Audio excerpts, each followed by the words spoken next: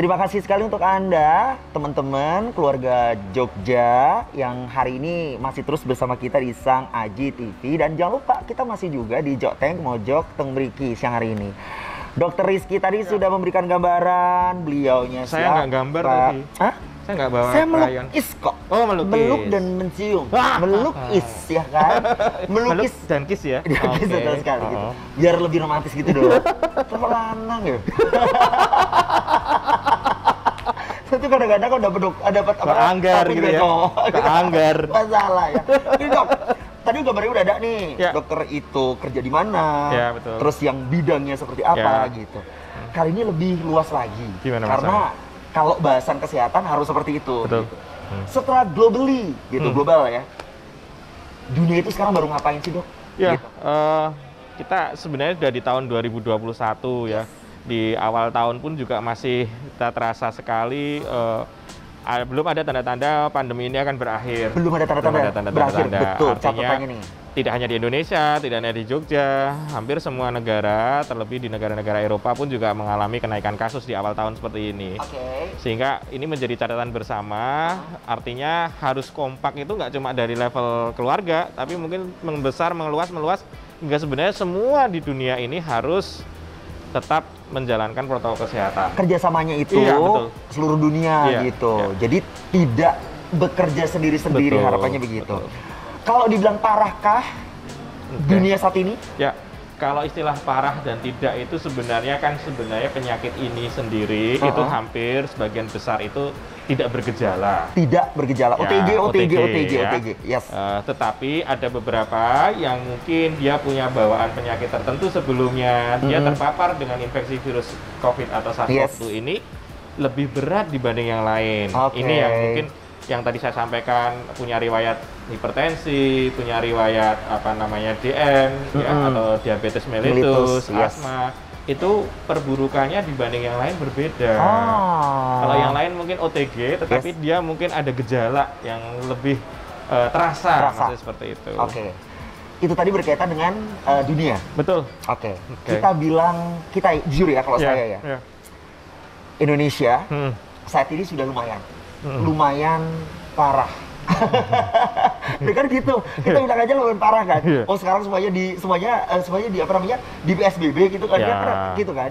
Sementara Indonesia sendiri di mana begitu? Ya, sebenarnya Indonesia ini boleh dibilang tantangannya itu kan Indonesia luas ya. Iya, oke. Penduduknya luas, kemudian pemeriksaan untuk melakukan PCR juga istilahnya tidak bisa dalam kondisi dekat lingkungannya. Artinya kita juga melihat kalau di Jawa nggak masalah ya, tapi kalau kita melihat di luar Jawa, mungkin akses untuk mendapatkan layanan PCR itu tidak mudah. Betul sekali. Nah, ini yang menjadi masalah karena dinamika atau kondisi geografi Indonesia. Di sisi lain, kalau di Jogja sendiri kami betul-betul apresiasi karena sudah mulai banyak laboratorium yang menyediakan fasilitas pemeriksaan PCR. Yes, artinya untuk Jawa itu aman. Aman sebenarnya. Aman, begitu kan ya gitu. Tapi kenapa Jawa aman tapi kok meningkat terus?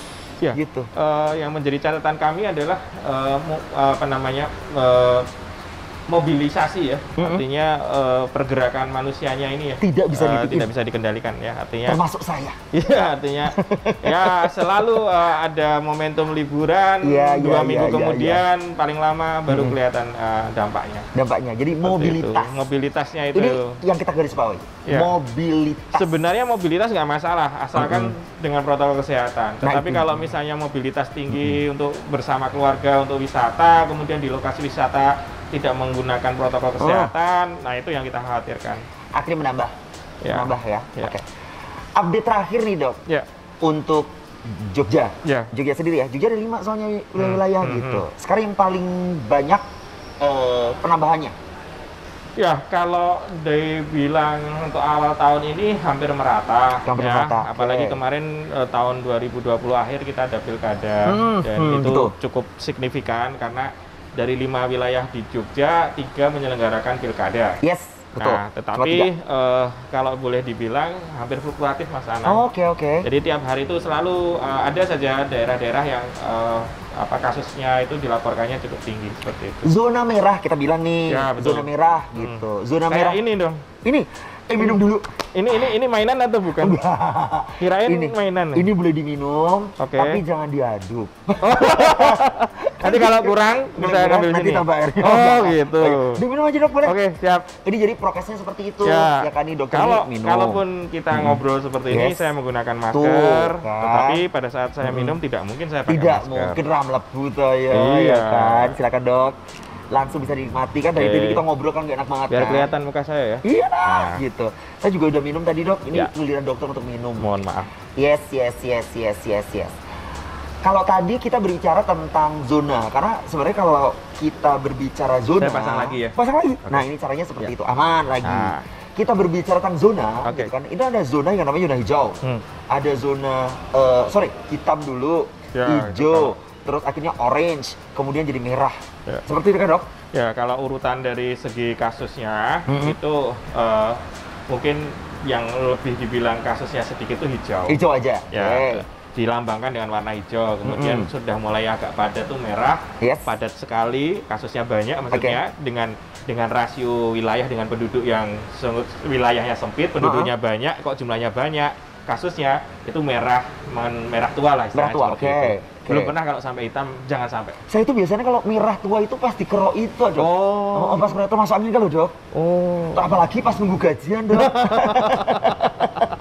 Itu kayak gitu. Iya, Pangeran kan, dok. Itu beda banget. Kalau habis dipukulin itu juga ya, Bapak Bunda itu. Kan lagu kita sama-sama menunggu. Oh iya, bener banget itu. Itu dia. Oke, ini nanti akan kita tampilkan juga, ini terkait dengan grafik ya. Grafik yang mungkin ini akan memberikan gambaran buat teman-teman ya. Kita ngobrol nanti ada beberapa yang akan ditampilkan begitu oleh dokter. Tadi terkait dengan gambaran. Yogyakarta sendiri kan kecil nih.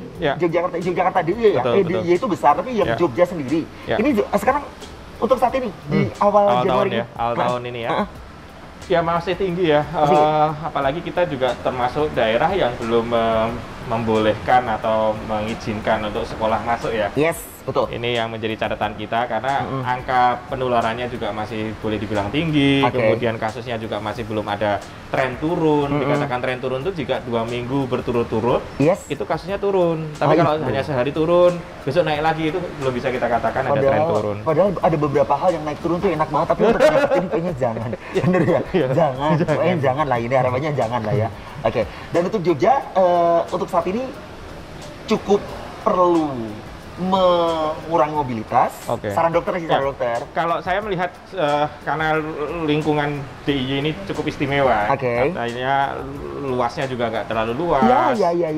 Mobilitasnya juga sangat padat. Istilahnya kita kalau mau ketemu orang tuh mudah banget ya, mungkin ketemu di jalan raya aja kita bisa ketemu di tempat-tempat pembelajaran juga seperti itu. Betul sekali. Sehingga yang penting sebenarnya adalah penggunaan protokol kesehatan itu. Artinya kitanya sendiri harus patuh, tetapi di lokasi di mana kita jalan-jalan, itu juga mengingatkan. Itu yang penting. Itu yang jadi penting, termasuk juga yang mau berkunjung ke Jogja, wisatawan monggo silahkan, asalkan sekali lagi tetap mematuhi protokol kesehatan. Lagi antri bakpia ya nggak usah gerombolan, antri makanan kuliner ya nggak usah. Kalau misalnya penuh ya sudah, kita tunda seterusnya. Atau mungkin tidak ke sana dulu, seperti itu ya kan? Kalau dibilang Yogyakarta begitu, terkait dengan nanti ada gelombang berikutnya, kan ada beberapa orang yang bilang nih, nanti akan ada gelombang berikutnya loh, gitu. Ada klaster berikutnya, lebih bahkan. Ada nggak prediksi dari dokter seperti itu? Ya, untuk prediksi pasti ada ya. Apalagi kalau ini kembali lagi, garda terdepan itu bukan lagi tenaga medis, tetapi kita justru arahkan ke masyarakat karena masyarakat ini harus kita libatkan ya. Artinya kita tuh jangan sampai bermain sepak bola itu terlalu banyak bertahan. Betul. Karena kita yang tenaga medis itu ada di back sama di gawang. Tapi justru kalau bisa menyerang. Nah, menyerangnya ini adalah masyarakat ini. Artinya menyerang itu menyerang dalam artian dia menggunakan masker, dia patuh. Sehingga harapan kita dengan sendirinya kita tidak ingin ada second wave atau gelombang kedua. Yang kita inginkan ya turun seperti itu. Cepat turun seperti itu. Sehingga butuh satu hal yang penting Mas Anang, kompak. Kompak. Oh iya. Tempat cukur itu. Apa? Tempat cukur. Oh iya gitu. Sama dokter ya? Iya. Aku tidak di sana. Oh, beda level ya. Bukan level, bukan itu loh dok. Cuma nggak di sana, kejauhan. Bisa ikut ke sini dia nanti. Ini dia. Oh, asik lah. Iya. Ini dok terkait dengan 3M. Sebenarnya udah cukup belum sih? Sorry banget, kita kalau di media selalu cuma 3M. Pokoknya 3M. Menjaga jarak, mencuci tangan dengan air mengalir, menghindari kerumunan. Jaset, cukup nggak sih untuk sekarang ini gitu? Ya sebenarnya sejak Maret pertama kali kita mendengar ada kasus itu kan pemerintah itu sudah menekankan adaptasi kebiasaan baru. Yes. Bagi saya ini sudah ganti tahun ya. Artinya mestinya sudah tidak lagi adaptasi, tapi sudah hilang kata adaptasinya, sudah jadi kebiasaan. Nah, kebiasaannya itu apa? Ya sekarang istilahnya kalau dulu kita bilang 3M, sekarang kita tambah menjadi 4M. 4M. Itu pesan ibu itu ya. Ingat pesan ibu itu ditambah dengan 4M. Artinya apa? Yang pertama menggunakan masker, kemudian mencuci tangan, ya. Kemudian menjaga jarak. Betul. Ya. Jadi seperti ini kita paling nggak jaga jarak pakai masker. Kemudian menjauhi kerumunan. Itu yang terakhir. Artinya ini yang kita tekankan. Kalau misalnya 4M ini kita terapkan di masyarakat, saya yakin insya Allah nanti akan berkurang kasusnya. Kuncinya di situ. Dokter sudah memberikan kunci buat kita. Kunci jawabannya itu kalau ujian gitu ya. Itu bener. Aku tuh pas dulu SMA gitu, biasanya aku belajar kelompok untuk mendapatkan kunci jawaban. Pas besok paginya gitu. Iya kan, fotokopi kunci jawaban kan. Fotokopi jawaban kita. Tapi itu fotokopinya kan hitam putih, buram gitu. Nggak kelihatan jawaban yang mana. TTS saja beli jawabannya ya. Kalau ada beli TTS, kalau nggak ada kuncinya nggak dibeli. Betul. Itu aja ada kuncinya dulu. Oke. Di dok, terkait dengan sekarang dokter ini menjadi garda terdepan. Dokter Rizky sekarang ini posisinya sebagai apa sih sebenarnya? Ya, saya menempatkan posisi yang ada di dua tempat yang strategis ya, menurut saya. Artinya saya di laboratorium, sehari-hari saya memeriksa hasil PCR, antigen, antibody. Di sisi lain juga saya merawat pasien, bertemu langsung dengan pasien-pasien yang dirawat. Ini juga bagi saya suatu hal yang bisa di dua tempat ini cukup cukup bisa membayangkan bagaimana kondisi yang ada di sana. Sehingga tadi kenapa kami pesan seperti itu tuh jangan sampai lah kita tuh jatuh sakit gitu. Betul. Saya tuh mau berpikir ketika dokter dokter Rizky itu hanya di lab. Nggak usah ngerawat pasien, kan pasien udah ada perawat. Tapi untuk monitoringnya mas, jadi tindakan-tindakan seperti yang kita lihat itu nanti ya, saya betul-betul mengambil sampel itu ke pasien langsung. Pasien dirawat itu dalam kondisi kritis maupun kondisi yang baik-baik saja pun juga kita lakukan. Artinya kan memang betul-betul tahu bagaimana sih perasaan orang-orang yang dirawat itu seperti apa. Sehingga pesan saya janganlah sampai satu pun di antara kita yang kena. Allahumma amin. Ini ada foto-foto dokter Rizky ya? Tuh lihat nih. Ini pas menggunakan ini pas menggunakan hazmat. Itu harus hati-hati loh. Hazmat. Ini pakai hazmat. Dok, sorry banget. Ini nggak ngap ya dok?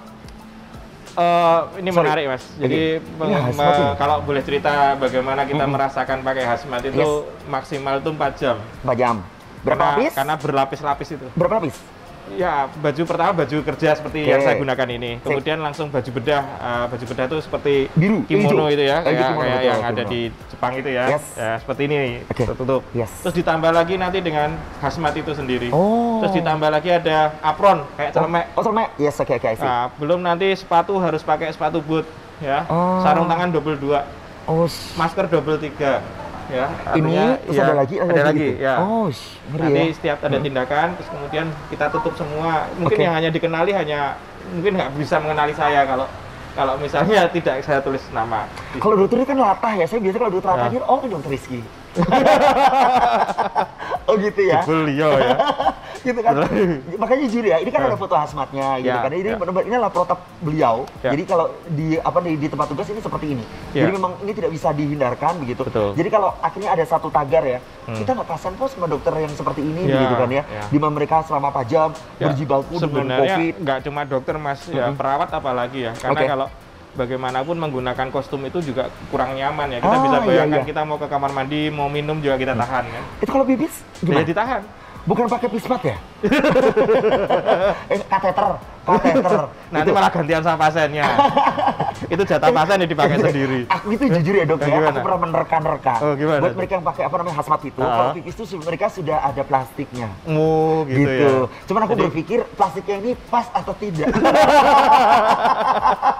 Takutnya kalau penuh bocor ya. Enggak kan kalau 4 jam nggak penuh. Enggak penuh. Kalau sudah 5 jam itu biasanya.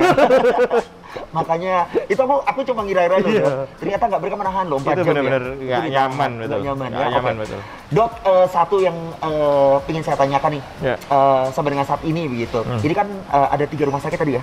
Rumah sakit ini, rumah sakit, mohon maaf ya, ini rujukan COVID. Ya, di tempat saya praktek di PKU Muhammadiyah Yogyakarta, maupun di Siloam, terutama di PKU juga itu merupakan rujukan. Rujukan untuk provinsi. Oke. Kalau rujukan nasional kan ada di Sarjito, ada di Rumah Sakit Akademik, Rumah Sakit UGM ya, Akademik UGM, Rumah Sakit Harjo Lukito, sama apa namanya. Tetapi kalau yang di rujukan di provinsi itu salah satunya adalah Rumah Sakit PKU. Rumah sakit. Jadi memang ini rujukan ya. Oke. Yes. Memang harus mau nggak mau ngerawat. Oh ya bener ya. Iya. Mau nggak mau ngerawat. Nggak bisa kemudian kita merujuk lagi itu. Ya udah, ini yang namanya rujukan ya sudah kita rujuk. Ada rawat gitu kan ya. Oke. Saya dengerinnya agak sedikit deg-degan begitu. Ya tidak cuma deg-degan sih sebenarnya. Ada banyak hal yang harus memang kita protek buat diri kita sendiri. Jangan sampai kita kena COVID seperti itu. Yang penting jangan panik tapi waspada. Oke. Aku nggak panik kok. Aku nggak panik. Tapi kok mau nyemplung? Saya suka air. Oh, suka air. Kamu mau pegangin, takutnya panik lari nyemplung. Dokter jangan pegang-pegangan. Oke. Enak banget, ini kan di TV. Yang kemana-mana tetap bareng kita di Sangaji TV. Tentu di Joteng, Joteng. Joteng Briki. Ya.